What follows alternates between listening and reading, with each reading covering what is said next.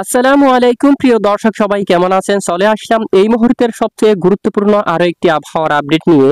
তীব্র শীতে নাজেহাল গোটা রাজ্যবাসী। এরই মাঝে একেবারে দক্ষিণ বঙ্গোপসাগরের বুকে নতুন করে তৈরি হতে যাচ্ছে আরো একটি ঘূর্ণাবর্ত নিম্নচাপ।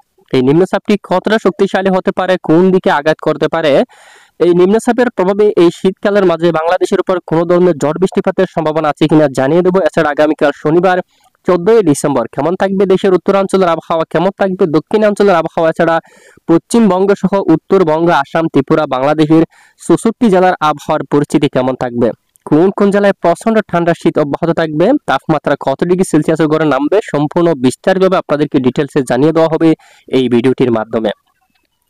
আশা করি ভিডিওটি শেষ পর্যন্ত দেখবেন, ভালো লাগলে লাইক করবেন। সবার আগে গুরুত্বপূর্ণ আবহাওয়ার আপডেট পেতে চ্যানেলটি সাবস্ক্রাইব করে পাশের বেল বাটনে ক্লিক করে রাখবেন। আর ভিডিওটি আপনি কোন জেলা থেকে লাইভ দেখছেন কমেন্ট করে জানিয়ে দিন। দেখুন, আগামী যে রবিবার 15 ডিসেম্বর নাগাদ সরাসরি একেবারে দক্ষিণ মধ্য বঙ্গোপসাগর বুকে অবস্থান করবে ঘূর্ণাবর্তটি, নিম্নচাপটি, এবং এটি ধীরে ধীরে শক্তি বাড়িয়ে উত্তর দিকে অগ্রসর হবে।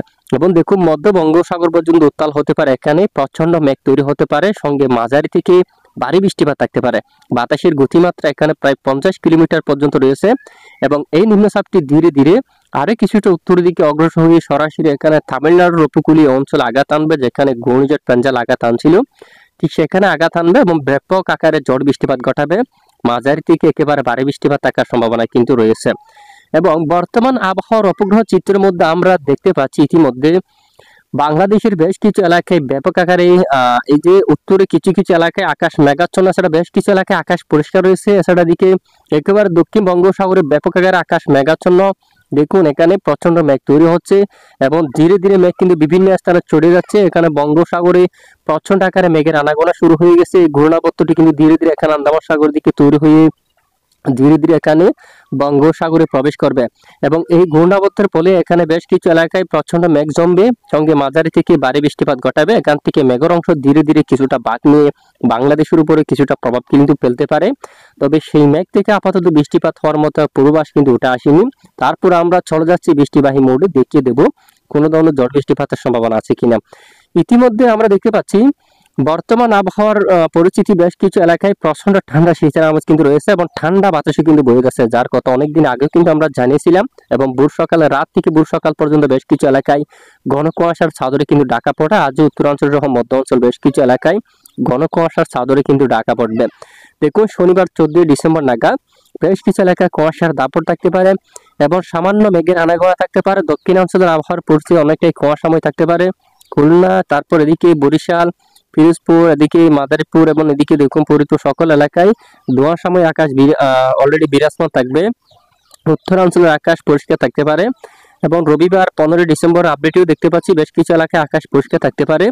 দেশের একেবারে উত্তর পূর্ব কিছু কিছু এলাকায় প্রচন্ড আকাশ মেঘলা হতে পারে কিছুটা, মাত্র কিছু সময়ের জন্য, 5টা থেকে 5টা 6টা ওই সময়ের মধ্যে 7টা পর্যন্ত। এদিকে ধর্মনগরের দিকে আকাশ মেঘাচ্ছন্ন হবে, কুলাউড়ার দিকে, বালাগঞ্জের দিকে, আর এদিকে মৌলভীবাজার, তারপর বড়লেখা অঞ্চল, তারপর হাইলাকান্দি, শিলচর, এই সকল এলাকায় আকাশ মেঘলা হবে। জাকিগঞ্জের দিকে কিন্তু আকাশ মেঘাচ্ছন্ন হবে, মৌলভীবাজার, বানিয়াচং, জগন্নাথপুরের দিকে, তারপর এদিকে দেখুন বানিয়াচং, হবিগঞ্জ, ইটনার দিকে, প্যানারবাগ, নেত্রকোনা, বিশনবাপুর, উত্তরে এই সকল এলাকার আকাশ কিন্তু কিছুটা মেঘাচ্ছন্ন হতে পারে।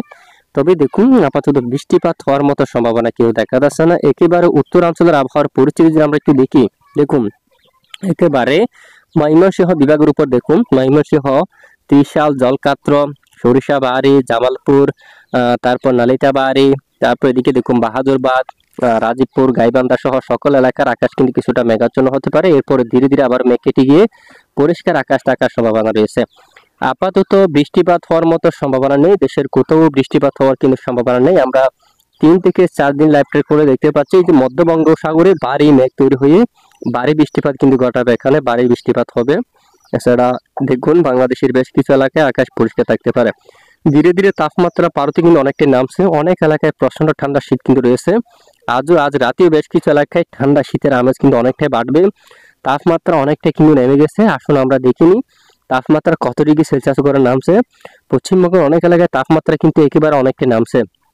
একেবারে কালো রঙের, যে এখানে দেখুন কালো রঙের হয়ে গেছে। এখানে দেখুন এখানে তাপমাত্রা যদি আমরা একটু দেখি, এই যে যশোর এখানে 12 ডিগ্রি সেলসিয়াসের তাপমাত্রা থাকছে। তারপর সাতক্ষীরাতে 12, খুলনাতে রয়েছে 13 ডিগ্রি এবং বাগেরহাটে রয়েছে 13 ডিগ্রি, টুঙ্গিপাড়া এই অঞ্চলে 13, গোপীনাথপুরে কিন্তু 13 ডিগ্রি সেলসিয়াসের তাপমাত্রা থাকবে, মাগুরা সঙ্গে অনেকটা শীত ঠান্ডা থাকবে শাইলকুপার দিকে।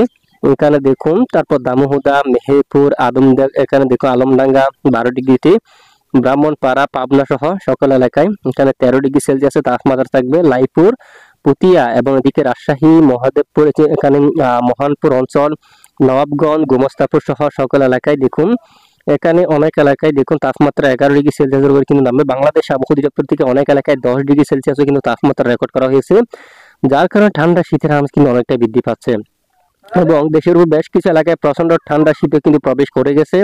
আর পশ্চিমবঙ্গের বেশ কিছু এলাকা জুড়ে এদিকে দেখুন শান্তিপুর, চন্দননগর, কলকাতা, কোলাঘাট, আরামবাগ, বর্ধমান থেকে শুরু করে কাতুয়া অঞ্চল, মেহেরপুর, শিউরি, নালহাটি সকল এলাকায় কিন্তু তাপমাত্রা কিন্তু অনেকটা নেমে গেছে, যার কারণে অনেকটা ঠান্ডা শীত কিন্তু অব্যাহত থাকবে এখানে বেশ কিছু এলাকা জুড়ে। দামবাজার দিকে দেখুন একেবারে 10 ডিগ্রি সেলসিয়াসের ঘরে কিন্তু তাপমাত্রা কিন্তু নেমে গেছে।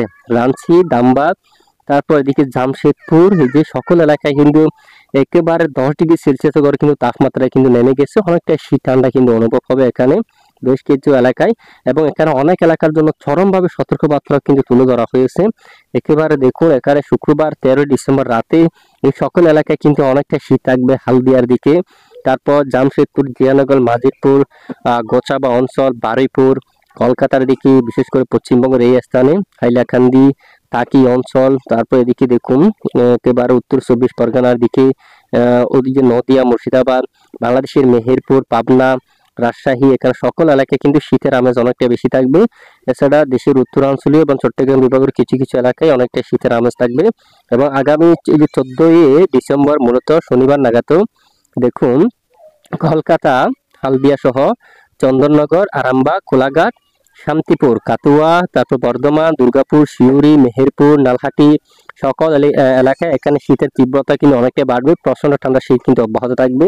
পাশাপাশি রবিবার 15 ডিসেম্বর নাগাদ বেশ কিছু এলাকায় অনেকটা শীত থাকবে।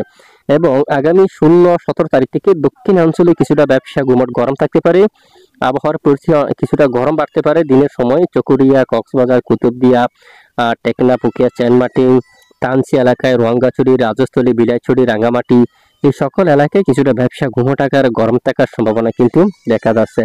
আর ইতিমধ্যে আবহাওয়ার পরিস্থিতি আমরা দেখতে পাচ্ছি দেশের উপর কিছুটা ঠান্ডা দমকা বাতাসে কিন্তু অব্যাহত রয়েছে এবং দেশের সর্বোচ্চ বাতাসের গতিমাত্রা দিকে আগামীকালে কিন্তু বেশ কিছু এলাকায় অনেকটাই ঠান্ডা এবং দমকা বাতাস কিন্তু অব্যাহত থাকবে। বিশেষ করে এদিকে দেখুন দক্ষিণাঞ্চলে বেশ কিছু এলাকায় মতিরহাট, সেনবাগ, ফরিদগঞ্জ, বরিশাল, পিরোজপুর, লালমনিরহাট, কালাপাড়া, মঠবাড়িয়া সকল এলাকায় বাতাসের গতিমাত্রা থাকবে 25 কিলোমিটার। তারপর কিছুটা দমকা বাতাস কিন্তু বইতে পারে এখানে বেশ কিছু অঞ্চল জুড়ে। দেখুন আপাতত আমরা যদি বৃষ্টির মোডটা যদি আমরা একটু দেখি, পরবর্তী 4-5 দিনের মধ্যে দেশের কোথাও বৃষ্টিপাতের সম্ভাবনা কিন্তু নেই। দেখুন, তো এই হচ্ছে আজকের আবহাওয়ার গুরুত্বপূর্ণ আপডেট। এতক্ষণ আমাদের সঙ্গে থাকার জন্য অসংখ্য ধন্যবাদ।